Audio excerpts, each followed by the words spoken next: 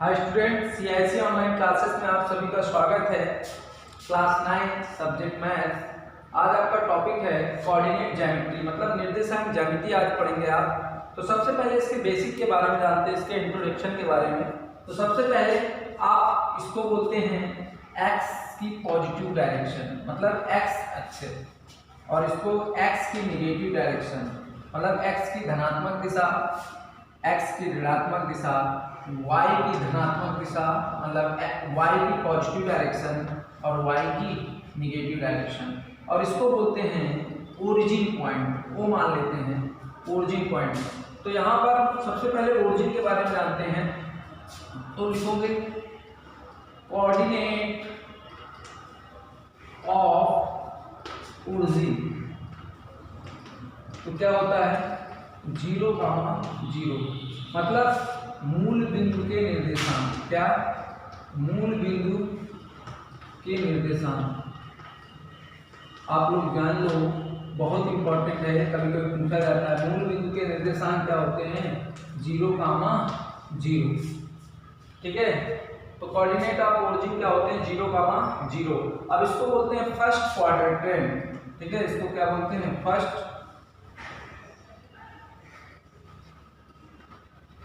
Quadrant. ठीक है, मतलब इसको बोलते हैं चतुर्थांश।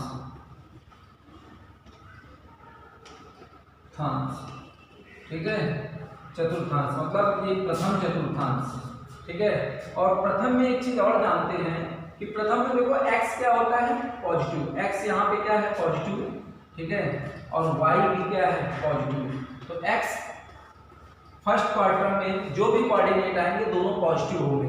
ठीक है, दोनों पॉजिटिव होंगे। अब एक चीज और जानते हैं, ये जो x प्लस x, ठीक है, इसको हम कंपेयर कर लेते हैं। इसको हम इस तरह से लिख सकते हैं x, y। क्या लिख सकते हैं x, y। जो हमारा x होता है इसको बोलते हैं भुज। क्या बोलते हैं भुज। क्या बोलते हैं भुज। और जो y होता है इसको बोलते हैं कोटि। क्या बोलते हैं कोटि। इसको बोलते हैं भुज और इसको बोलते हैं कोटि। तो ये क्या होता है अप्सीसा। ठीक है, और इसको बोलते हैं ऑर्डिनेट। क्या बोलते हैं ऑर्डिनेट। तो इतनी चीज सभी को समझ में आ गई होगी।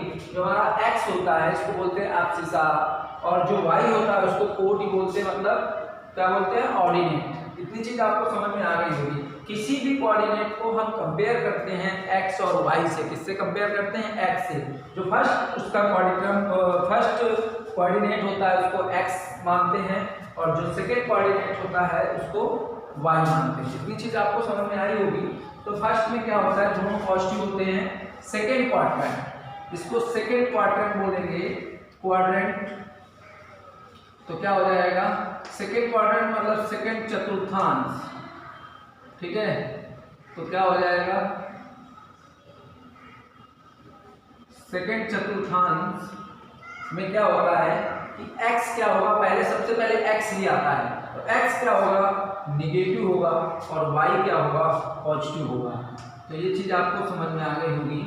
तो आप सेकंड में थर्ड में आ जाओ। तो यहाँ पर देखो x भी निगेटिव है और y भी क्या है निगेटिव। तो आपको ये चीज समझ में आ गई होगी। अब फोर्थ में आ जाओ।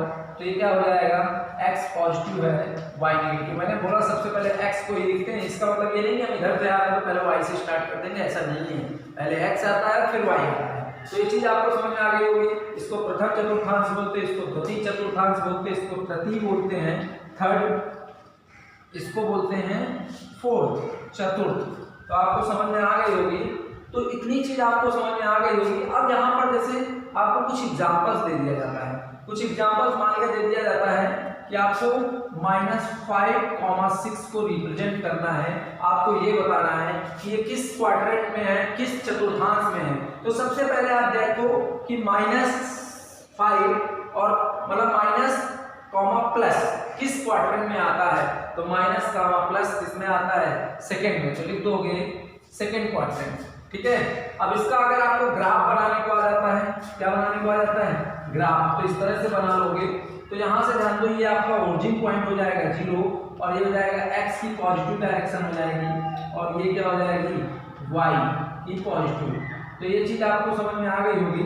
अब यहाँ पे ध्यान दो, x की ये हो गई निगेटिव डायरेक्शन, क्या हो गई निगेटिव, ये x की निगेटिव और y की निगेटिव। तो ध्यान दो x क्या है माइनस का 5, तो यहाँ पे मान लिया -1 होगा, ये -2 होगा, -3 होगा, -4 होगा, ये मान लिया -5 होगा। तो इसके कोऑर्डिनेट क्या हो जाएंगे -5, -0, ठीक है, -5, -0।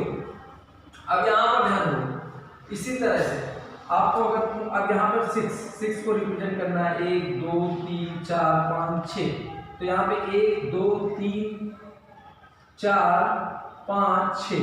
अब इनका ग्राफ बनाना मान लिया, तो x की कितनी डायरेक्शन है, इसको थोड़ा सा ऊपर लिखो, -5, 6।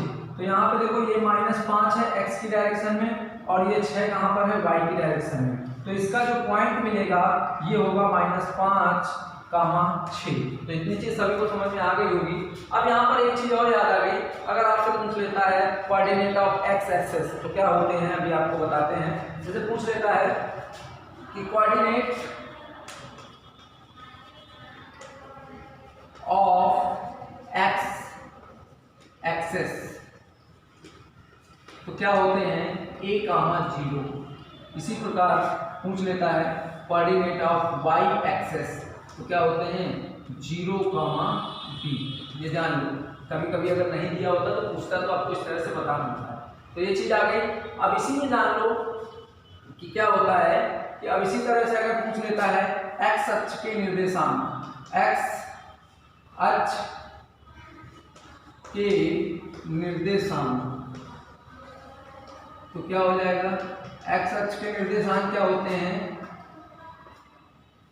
a, 0। इसी प्रकार y अक्ष के निर्देशांक पूछता है क्या हो जाएगा 0, b।